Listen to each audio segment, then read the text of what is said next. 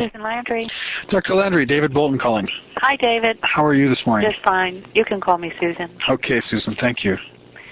Thank you for taking the time to talk with me. Oh, you're welcome. Would you remind me again of who you're with? And I know Sharon Darling gave you my name. Right. I'm with the Children of the Code Project. We're a documentary in production, as we also do kind of seminars and presentations traveling around the country. We've gathered together on videotape and phone conversations some 70 leaders in the fields related to learning to read, and are really trying to create a kind of national thump to reframe the general perception of the challenge of learning to read. Okay, sounds wonderful. Yeah, thank you. I'd like to record this conversation and consider this kind of a prelude to the video interview. Is that okay with you? That's fine. All right, thank you. Yeah, so I've been doing some work with Sharon. I interviewed her, last April, I guess, and have found quite an affinity, a real deep-hearted and headed connection and affinity for their work there. Yes, they're a great group. Yeah. They really are. And, I've been traveling from different dimensions of this, from the, anthropological, neurological, linguistic, human-animal level development of language with people like Deacon and Schenker and others. And then from oral language processing at the neurological level. Right. And then off into code history, going back to the emergence of writing systems and the different evolutionary or adaptations of the alphabetic code system as it's changed and morphed over the years to become the English language with its unique cognitive requirements to process. So telling the story and history of the code and the story and history of the human organism as it intersects with the code to try to create a backdrop for going into what is the challenge of learning to read. Okay. Now, sounds like you've been very busy. Yeah, it's it's just a fantastic learning journey. I'm really enjoying it and been enriched by it.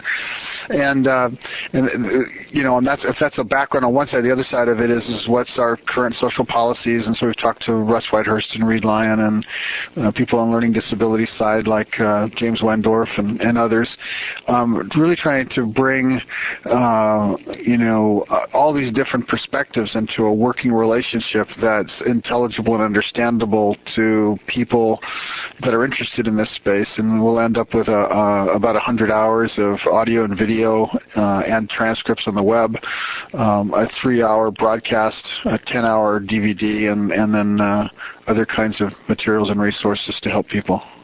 Okay. So what brings me to you is one of the things that turned our attention quite a bit has been quite before children get to school, before they actually encounter the specific challenges of relating to this code. Right. There's a series of things that have to happen for them in order for them to have a learning chance, you might say. That's right. Yeah, and that's a good way to put it. Yeah, thank you.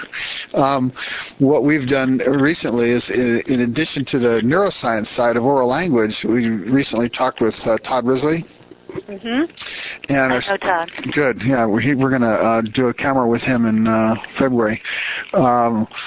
And his research and other people's work in that field suggesting that there's this incredibly strong correspondence between, the oral language bath that children are participating in early and, how well that connects to their ability to handle this challenge when they encounter it later. Right. And that's an area of research that I've done for years, looking at very much like Todd's the Hart and Risley research in terms of what are children being exposed to in homes. The difference between our research is they saw the children more frequently in homes over a shorter period of time. We're actually still seeing the same sample of 300 families that we started with at birth. They're now 13 years old.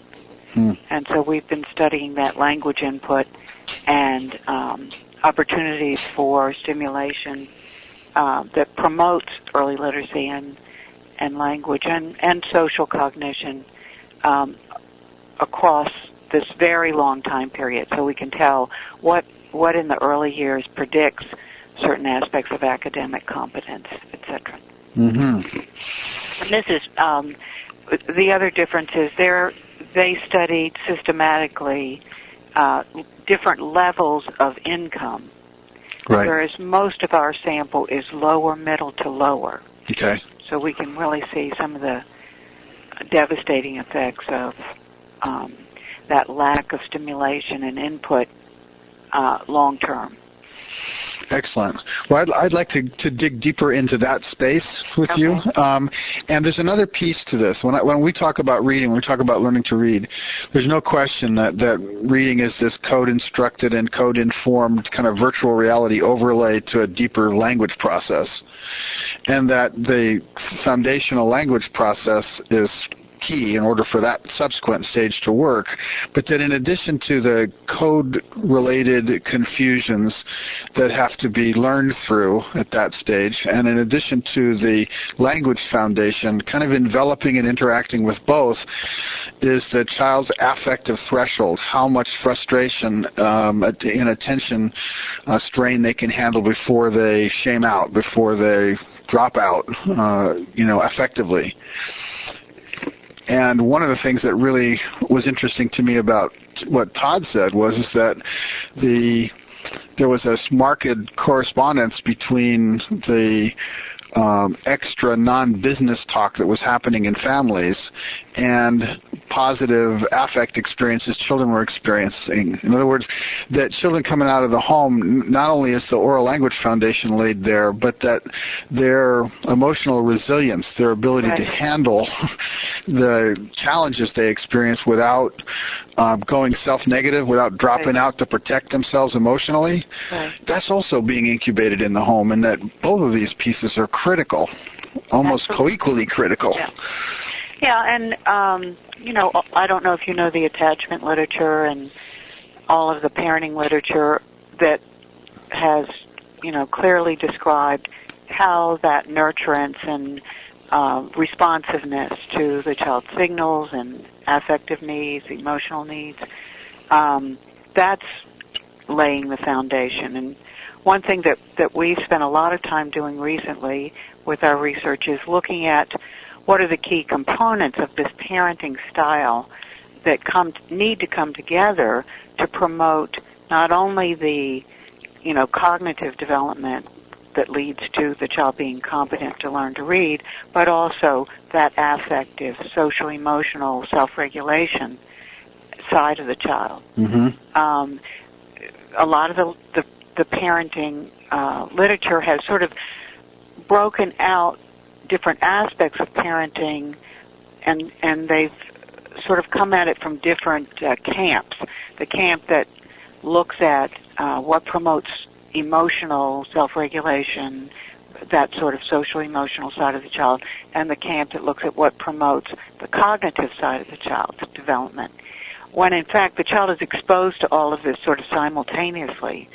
And what we've been interested in is what is that constellation of behaviors that need to come together to promote the whole child. Right. I mean, one question that emerges for me as I dig into this space is there really a difference between the affective process and the cognitive processes, or those distinctions for our descriptive values? Well, I mean, we're finding that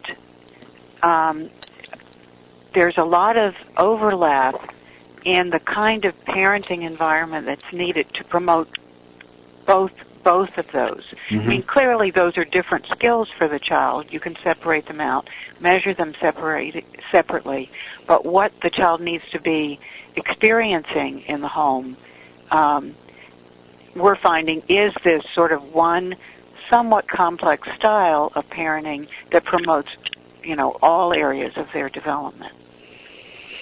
In positive affective engagement. Right. Yeah. And so, for instance, we have seen or experimentally done an intervention with mothers after studying this large sample across these, 13 years of the families interacting and nurturing or not nurturing these children in this big study. We learned what seemed to be the key behaviors that promoted better development and which ones were very negative for children's outcomes, and then developed a NIH-funded experimental study where we actually worked with families that we facilitated to use that group of behaviors that seemed to be the most important key components to parenting to promote that affective, social, and the cognitive language.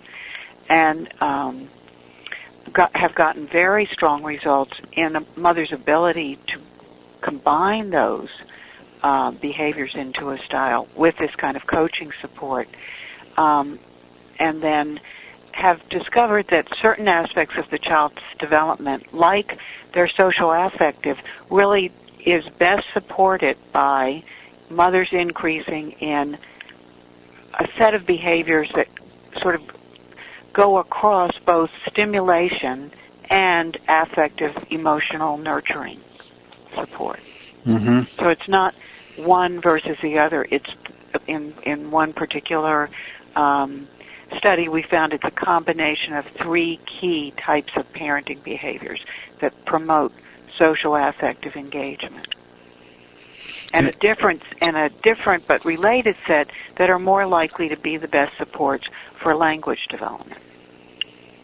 And what were those? Well, the behaviors that were most important for the social engagement were a warm contingent responsiveness style, that meaning the mother responded to the child's signals, whether they were signals for attention, to help the child get something, to name something. The response was prompt and contingent to what the child was signaling. So it was contextually, situationally responsive. Right. And that there was encouragement, feedback to the child from the mother that they were on the right track, or that they should persist and keep trying to do what they were trying to do. So there was an implicit invitation to continue rather than a slamming disinvitation. Exactly. So that, you can see those things are related to each other but somewhat different. And then language development, and this is early in the first 3 years of life, was more likely to be promoted in this study if mothers really attended to where the child's interest was. Their visual attention was focused and built on that interest and gave verbal input. So if they helped them stretch to label something that they were already non-verbally trying to differentiate. Exactly. Okay, yeah. Yeah, that makes perfect sense. Yeah, it does. It all makes perfect sense. It's, what we found surprisingly is that there really weren't studies out there that had manipulated things in an experimental way and then tested out the extent to which certain behaviors promoted the social aspects of development and other behaviors might promote the language, cognitive aspects of development. If we may, I'd like to take a moment and talk about affect and cognition as phenomena, processing, operations, just so that we're tracking together there. When we talk about, there's a school of thought with respect to affects, that affects are, biological, emotional precursors that are directing what's the field of attention that cognition is operating in. Right. Yeah, and that as the affective system itself is switching and distributing attention, that's affecting dramatically how well we can learn about whatever it is that we're trying to attend to. Exactly. And then related to that, when I'm talking about it, is that, there's I'm not an attachment researcher, but it's a very strong important set of research that basically talks about how that caregiving environment can set the stage for children to be more likely to engage in learning interactions and be able to focus their attention and orient their attention in this dyadic interchange. Mm-hmm. And so who do you think's doing the best work on attachment theory that connects with your work? Well, people that, part of our work really builds off of attachment because we use a lot of the same types of parenting behaviors. Mark Bornstein is a very important person in parenting and this sort of style of interacting with children, and he has sort of also borrowed and built out of attachment, as well as added to that this cognitive stimulation component that needs to be presented to the child, and this is what we so strongly believe in and have tested, presented in the child in supportive scaffolding ways. Bornstein's work and our work comes out of a Vygotsky. Right, zone of proximal development and right. the whole scaffolding concept. Exactly. But takes pieces of the attachment literature in terms of the importance of that contingent responsiveness and warm and prompt sensitive responses to signals as part of what the child needs to receive to be able to orient attention, attend, and process information. Right, excellent. Okay, well, one of the ways that we've come at this is to back up from what we call the downward spiral of shame, which leads to reading aversions and learning aversions, where because the threshold of affective continuity is degraded for children, right. Then as the frustrations associated with the challenges of learning to read, particularly the code confusions and what have you, start to hit them, their tolerance for that is lower, and the more that they experience that kind of confusion and have a self-conscious response to it, they start to become more and more shame-triggered by it. Right. Then as that shame starts to trigger, it is turbulating their cognitive ability to learn to read and creates this downward spiral. Right. Right? And so we could back that up and say the threshold with which they are shaming out, or that shame is being triggered, or negative affect is being triggered in relation to confusion, is connected to how well their kind of foundational learning has been with respect to the issues you just described. Right. Exactly. It's foundational learning in terms of they're being given the kind of input they need to establish a foundation of language, vocabulary, exposure to print, as well as this sort of response from their caregivers that allows them to develop resilience to frustration, to what we might otherwise call self-esteem without the bags. Exactly. Meaning not so much the acquisition of some reserve, but a lower threshold of going self-negative. Yes. And people just, research it in different ways and call it different things. Mm-hmm. Some call it self-esteem, some call it resilience, some call it, mastery motivation.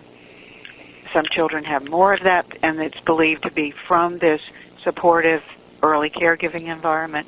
Some children have less, often because they haven't been responded to in ways that keep allowing them to develop an ability to sort of organize themselves when they're presented with things that are difficult and frustrated.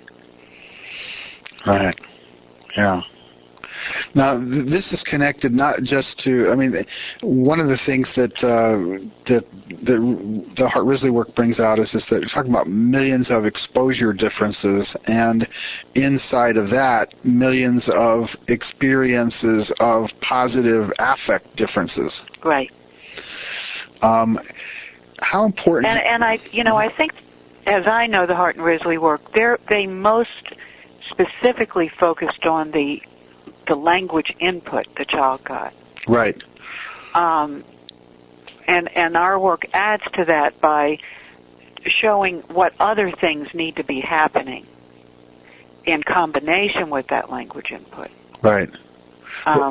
You know, a mother might sit and read to a child and ask questions and say things, but if she's not doing it in a way that's sensitive to the child's developmental needs and ability to follow and focus and attend, very little of what she's doing is being processed by the child. Right. There's a statistical probability that more is better than not, but the power of the more is directly connected to the affect of engagement. Exactly. Which comes down to what the dance is doing and actually precipitating and maintaining and encouraging that ongoing engagement. Right. And that's where the Vygotsky model, I find, is so beautifully, you know, fits so nicely with thinking about this. Mm-hmm. Excellent. One of the things that we're interested, this is kind of a more difficult area to explore in, is that it seems that for children that are at risk, when the time they enter school, possibly by the time they enter preschool or Head Start or other types of formalized systems, they're already way behind. Exactly. And that we are working to compensate for that difference with a really precarious time window before the peer pressures and the generalizations that are happening in the curriculum and in the structure of things create an even greater disconnect, an even greater hurdle. Right. And that's something I can talk a lot about. Good, let's go into that. Because we're really right in the middle of that challenge of working with programs that serve 3- and 4-year-olds, and that, you know, incredible pressure to support the whole child at risk that's coming in from poverty without the appropriate sort of first 3 years of experiences, and such a short window to try to get them ready for formal schooling.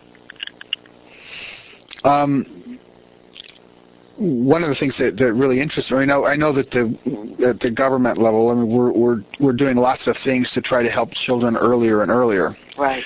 We're trying to get further down there. Right. I mean, age-wise. Yeah. We're trying to get them earlier so as to help, as to offset this need to compensate. This compensational process is thresholding the success of children and costing us enormously. Exactly. And to the extent that we're talking about something where, I mean, in Risley's work, the majority of the effect is 0 to 3. Mm-hmm. Do you know whether anybody has, this is a little bit of a tangent from where we were, but do you know if anybody has done studies that would show in the steps from 0 to 4 rather than the collective effect of 0 to 4 on... well, I don't. I mean, you mean... For example, how important is the first year, you know, of the 3 years, okay, or the second year of the three years? And we have a paper in Developmental Psychology that looked at this sample of 300 plus moms, and we were able to statistically sort of determine that there were 4 subgroups in this big sample. Mothers that were consistent, and this is relative, you know, this was a lower income, so we didn't have the top economic range. But of the group of mothers, there was one subgroup of about 85 moms that were stimulating their children with good verbal stimulation and responsiveness, using this style I described, both in the infancy period and in the pre-K period. And we looked at it in this first study up to entry into kindergarten. So we called them our, you know, consistently positive or responsive group. Mm-hmm. And then, interestingly enough, we had a group of mothers that were equally responsive in the early period, but dropped off dramatically in the preschool period, in the late toddler and preschool period. Then we had a group of mothers that were low across that whole timeline, and we had a group of mothers that were low in the early period, but got a little bit better when the child was about 2.5 to, entry into kindergarten. And what we found was when we then put that in the model to predict the child's growth trajectories in language, cognition, and social skills, is that it was only the mothers that were consistent across the whole period that showed children in this lower economic sample who were at age level by entry into kindergarten. And interestingly enough, in this sample we have we've subdivided it by very biologically high-risk children, very premature with medical problems. And it was in the presence of that kind of early environment that was consistently responding and providing them with what they needed to be school ready, that they also were on age level. Right. Whereas in the low group, there was a much wider discrepancy. It didn't help the healthy full-term children. They were down. But the biologically high-risk children were devastated by that negative environment. Yeah. Yeah, that all makes perfect sense. So that, what we're finding in that research and the experimental intervention is that it's consistency across the whole time period that's most likely to get the child ready.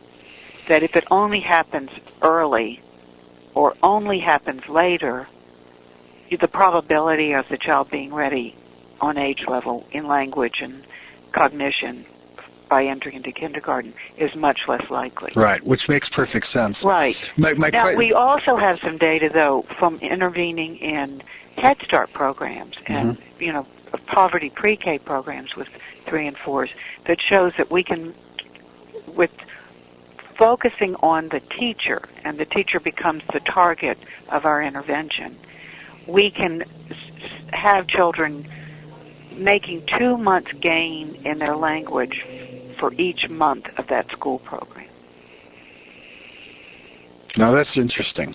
So we have been able in these intensive interventions with the teacher as the focus and good curriculum in place and progress monitoring so the teacher's getting feedback about how the children are learning. We've been able to see kids go from 6 to 8 months behind in their language and literacy skills to being on age level by exiting the time they exit that program. Right. So you've got good compensational efficiency. Right. You can do it, but it's very hard. It's expensive. It takes intense oversight, training, implementation. That's kind of where I was driving. It seems to me that that the amount of energy and cost of this compensational effort, we don't know, at least I can't get a sense yet, of just how important is it and how efficient. In other words, where's the fulcrum, the greatest fulcrum efficiency for lifting these children? There's no question we've got to learn how to compensate for whatever their variation is as soon as we get them into whatever institutional programs we've got. But on the other hand, how much of our institutional expenditure is comparatively inefficient to trying to get to the parents earlier? Right. Well, the Adversarian study, have you come across that? No, say that again. It's Adversarian. It's a very famous study that intervened across the first 3 years of life and now has data on those children in adulthood. And Craig Ramey, Barbara Wasik were two of the... Yes, now I remember. Go ahead. Okay. That certainly suggests that early is better and very intense because that was a center-based program where the young children The first year of life, they worked with the parents, and that didn't seem to do it. Once they were 12 months old, I believe, they went into these classrooms. The parents were worked with, and the children were in classrooms with well-trained teachers doing very specific stimulation activities with them until they were 3. Mm-hmm. And the effects of that sustained sustained into adulthood. But this was done how long ago? So that was done, 20-something, easy? Yeah, because the graduates of that program, that study, are, in their mid-20s, I think. Okay. So that would have been before we had today's understanding of your kind of work with respect to what we should be teaching these parents to do in that first year. They had a general stimulation curriculum. If they were to redo that study, or anybody were to redo it, they would probably do things somewhat differently. They would probably emphasize, some of the early exposure, much more emphasis on book reading, building strong vocabulary. But what they did do seemed to be very effective generally. It's just that we've learned a lot more. Right. But they were not able to get, what you said, the parent participation in the first 12 months wasn't that effective. Right. Most studies that just work with parents in the young years, we have very discouraging results. Why do you think that is? Well, I think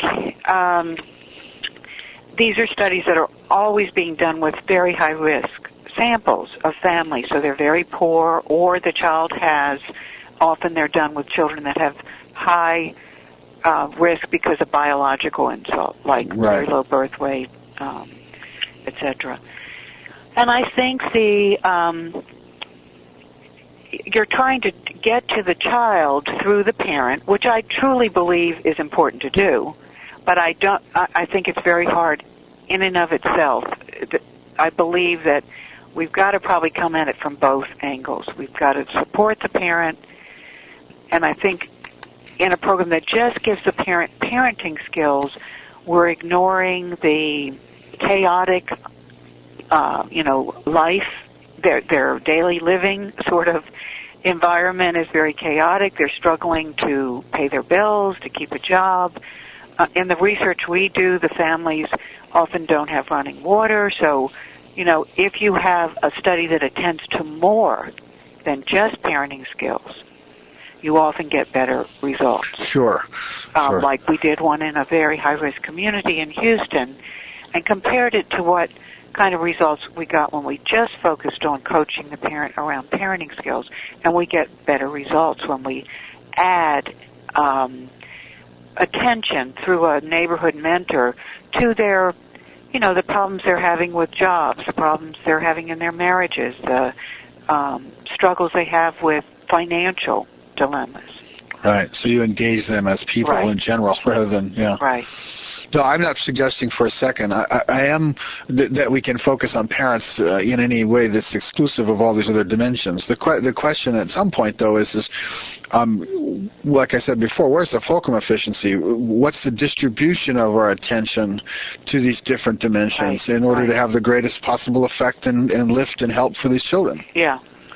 Well, I guess I'm in the middle of several intervention studies, but if somebody lets you have as much money as you need, I think most people agree, you would like to have the children in a very high-quality center, a classroom environment with a nurturing person that's been trained to build on their interest with language input, naming things, telling them what things are called and what they do, and reading books and having them manipulate puzzles and etc. And you also are supporting the parents to do some of that with them at home. Right. And the earlier, the better. I think we're all realizing that starting at 4, the trajectory of change is so steep still that the odds are against the programs succeeding.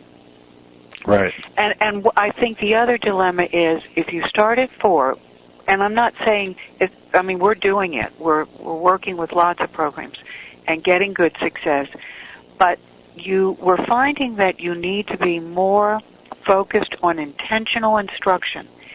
You don't have the luxury of letting the child just discover with natural scaffolding input.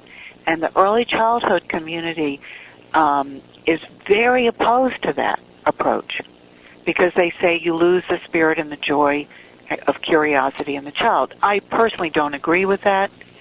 I say if you haven't gotten them until 4, you can make it engaging but still very intentional. If you're at this stage of the game, they're in trouble. They're in trouble, and their spirit's in big trouble when they hit the wall later anyway. So you're doing the child such a disfavor. Yeah. They're at such a disadvantage if you just say let them play and discover when they're coming in as 4-year-olds way behind. But that's been the big dilemma in trying to change what's happening in these early childhood programs.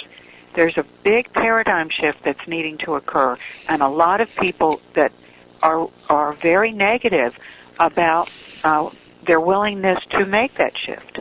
Right. I interviewed Sarah Green a few months ago. She came across. Sure, that was interesting. It was, and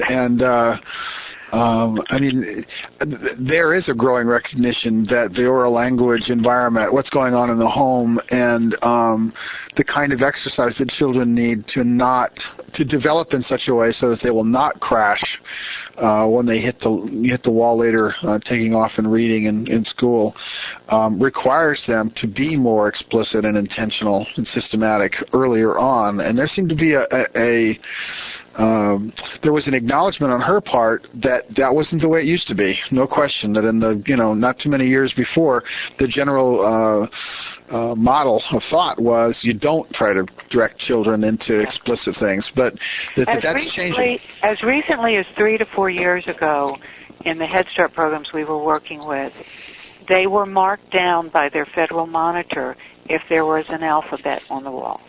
Ugh. So we've come a long way in a short amount of time. But your point of if we wait till we're talking, with 4-year-olds, those that are in trouble are already in trouble. Right.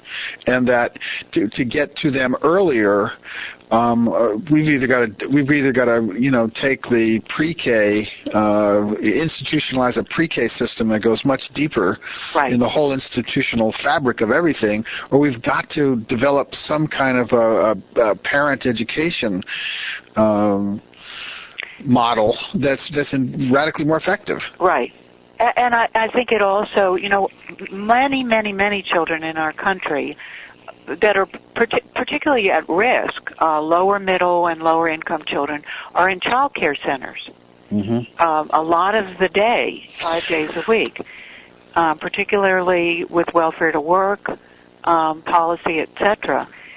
That's sort of like an area that's received very little attention. One of the difficulties, as I understand, in that space, though, is that for the most part, the teachers or people that are most engaged with the little children are little better off than the parents as far as their language skills and so forth. And so it's not going to be an incredibly helpful environment because it doesn't have the same emotional, affective engagement that's going on in the home. It's got the division and distribution of attention problems of dealing with a group of kids, and then it's got teachers and caregivers that are not what we need or want to execute or implement the kind of behaviors you're describing. Right. And in Texas, my center has been given the charge by the state legislators to look at a model of integration where we have independent school districts partnering in the early childhood years with these child cares in their community and Head Start programs. And we look at an integrated partnership of state pre-K, Head Start, and child care such that dollars get distributed more evenly, and certified teachers are actually in child care centers as a satellite state program, teaching and working with these young children 3 hours of cognitive readiness each day. So that the same teacher, Miss Brown, might be with Group A in the morning, and she's taking care of the phonological awareness activities, the print awareness, book reading, etc., language building. Then she moves, and the assistants are also trained to do things the second half of the day that build off of that. But right. So you distribute the expertise and decrease the cost while creating better exposure and creating some leadership for the less skilled to follow. Exactly. Huh. Yeah, that's great.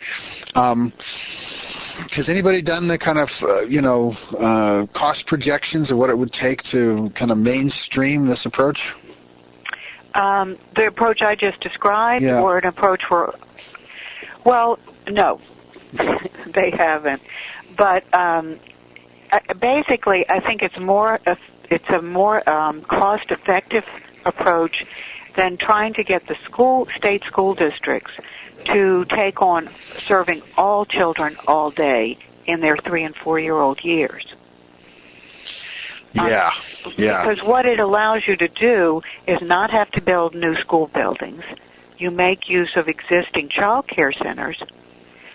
It allows you to put your resources into more high-quality, well-trained teaching staff, and also making better use of their expertise for the parts of the day that they are most needed. Different locus for learning. Yes. Yeah, so that people that are part of this side of the fence, so to speak, have got a different set of lenses on that they're learning through to help children than them being some extension to the machinery of education. Right. Yeah. So we're really excited. I mean, we've finished 1 year of this and got really strong results, and it was submitted in a report to the legislators, and we're in year 2, and we're hoping to see this go much bigger statewide. That's fantastic. Yeah, and the other thing we're learning is there's got to be a link to there's got to be some accountability. They've got to be held accountable in these programs for truly getting children better prepared to enter kindergarten. And so we're also linking this to early readiness developmental screening tests that are done in kindergarten. Right. Yeah. And looking back to which programs got the children ready and which ones didn't, and then what do the ones that didn't get them ready need, as in terms of professional development resources, curriculum, etc. Yep, that would be necessary to filter down to whatever would be practical options here. Yeah. Right. Yeah. Excellent. You're really on the edge of some exciting work. Yeah, we're having. It is very exciting. It's very challenging, frustrating. Yeah, I'll bet. Yeah, everywhere. This is a very complex problem. And one of the things that we're interested in doing is, this may seem oxymoronic, but to find a way to make its complexity more simple, so that more of the onceness of it hits more people. Yes. Rather than it being rocket science that's beyond us and fragmented in the way that it is. Well, I'd be happy to send you any of the things we've written up about these programs and our experiences with them. Yeah, I'd appreciate that. I did some research and found half a dozen things that I put on the list, and some of which you actually scanned before talking today. But if they're based on our conversation, there's a few things that you think would particularly, feed into what we've talked about. I'd love it if you'd email it to me. Have you been to our website? Yes. The Circle website? Yes, I have. Did you go to the link that was a Senate legislative report on Senate Bill 76? No. You can download that report. It's fairly lengthy, but that was the result of this integration model in 11 communities across the state of Texas with data for 3.5 months in a random assignment. So that, for instance, in every one of these communities, Dallas, Fort Worth, Houston, El Paso, they had to bring 20 classrooms together that included programs across those 3 early childhood funding systems. And then we randomly assigned them to not get the program versus get it. And then we worked with the teachers that got the program in learning groups in a web-based 130-hour professional development program we've developed at Circle with a company called Teachscape in New York that was funded by a National Science Foundation and Grover Whitehurst shop that really shows the teachers how to develop a learning environment and the scope and sequence that's necessary to get 4-year-olds ready to enter kindergarten. I'll look into that. And yes, I will follow up on that. That's excellent. And they also were using a Palm Pilot progress monitoring. Little teachers gave children individual sort of 60-second to 3-minute assessments throughout the year to get feedback about how the child was gaining vocabulary or gaining understanding of sounds and rhyme. And that seemed to be a critical component, and we saw strong effects whether it was in child care, Head Start, or the state pre-K. Yeah, well, that would make sense. I mean, kids are starving for this engagement. Right. They really are. Yeah. And the one thing about technology, even though it can be effectively neutral, is that it can be as responsive as playing with a dog. I mean, it can interact with them in ways. And so, good. I'm going to be in Texas I'm going to say mid-May right now, somewhere between the 10th and the 20th of May. Is there a window that if I could come to your office, we could do a camera interview? Sure. In mid-May, I mean, right now mid-May looks very open. Good, good. I'm not out of town, so I'm sure we can work something out. Okay, good. One of the things, in addition to the Children of the Code project, which has this kind of large umbrella of concerns, as I mentioned as I started this conversation, is that I've been led to what's happening before school, even though there's a whole conversation to be had about how to lead children through the code differently. Right. There's all of that. But have you encountered George Fargus's work? George Fargus? Yeah. Sociologist, educational sociologist? No, I don't know his work. Basically, he and the sociological community, based on research that's over the past 30 years, have consistently been saying that 80% of the difference in educational performance in this country is coming out is a result of variations that are happening before school. Right. Right? I mean, 80%. Yes, I believe that. Yeah. I mean, that's why I focus so much energy and feel like, finally we've got people recognizing this and talking about it. And not just educators and sociologists, but business people. Right. But it does seem to me that from a fulcrum efficiency point of view, we don't have our fulcrums in the right place yet. Right. And that's part of the case that draws me to the NCFL. That draws me to, all right, how that the core of this difficulty is something that's happening and developing in the home, and we're later trying to work around and compensate and what have you.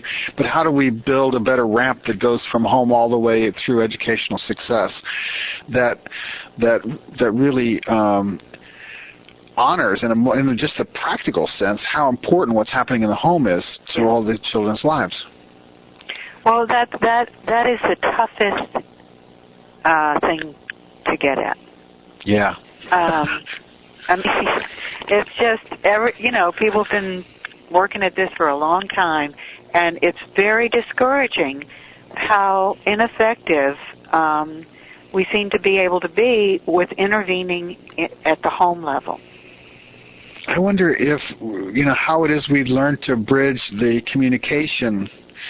I mean, let me put it in the form of a question. Do you think it's a communication gap that the parents that we're talking about that need the most amount of help are living in such a different mental wavelength that they don't get it? I think that's a big part of it. Mm-hmm.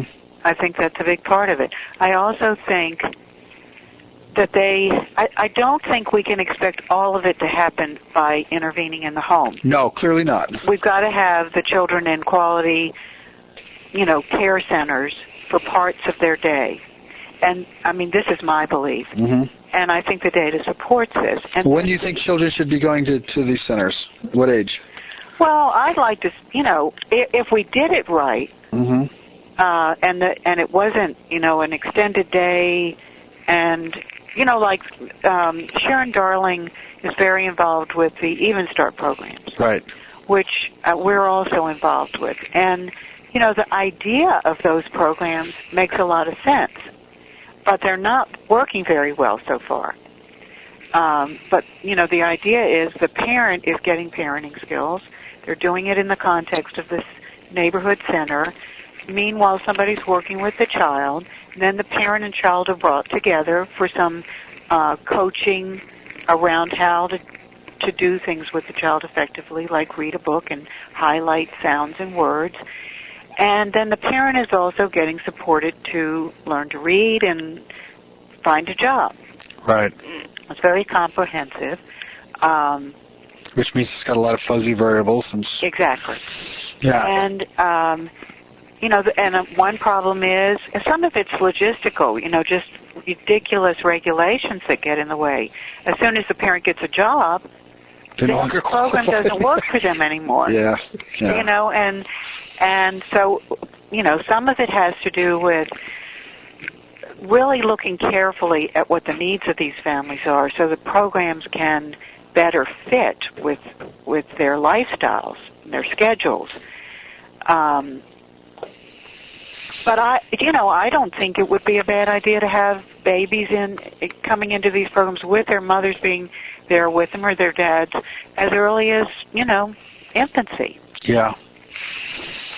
Right. I think, of course, and I'm not saying I'm in favor of, pull the child away from the family as a baby and somebody else basically cares and stimulates the child. It's got to be, a collaboration. Right. Right. But at the very least, I'd like to see some high quality focus starting at 2. Right. It gets very political, the right-wing faction, etc., about interference with the baby. Right. But there is an interference going on in the form of unintentional negligence. That's right. And the other thing, a lot of families, for instance, in our area, come from Hispanic backgrounds. Mm-hmm. There's cultural beliefs. They have a hard time, even higher income families, letting go of those little guys. They're still calling them babies when they're 4. Yeah. So I think what we've been told by different ethnic groups of parents is that it needs to fit into their belief and cultural systems, so that maybe there's smaller places in their churches or their, just right near where they live. Right. So which means we have to speak relevantly to their culture. Exactly. Right. Which may not mean that we got to conform to it. Right. But there has to be an acknowledgement. Yes. Otherwise, they keep the children home. Right. In Brownsville, where I was recently, they're getting so focused on high-quality programs. There's an incredible interest there. It would be an interesting place for you to go and see what's happening. The whole community has rallied around this. But so many of these very poor Hispanic families are keeping their kids in their houses and not making use of these good programs. Right. Well, what's starting to become more clear to me is that the domain of intention of Head Start, Even Start, family literacy is a good domain of intention. Yes. It's an important domain of intention, and that there's a lot of learning to be done in order to translate what we're learning about what's necessary for healthy child development to get through those programs. Right. And that's got to be somehow understood to be more important than we generally think of it so far. Yes. Yeah. I think that's absolutely true. Yeah, that's part of the case I'm trying to make. Well, it's been an absolute pleasure to speak with you. Oh, well, I've enjoyed it. And you're doing some very important work, so best of luck. Thank you. Same to you. I'll be in touch with you about arranging for on camera in May. Okay. And I will continue to do research on your work so that I'm a little more tooled up to be more specific when we do get together. Okay. And I thank you so much for all you're doing. I'll send you a few things that we've put together.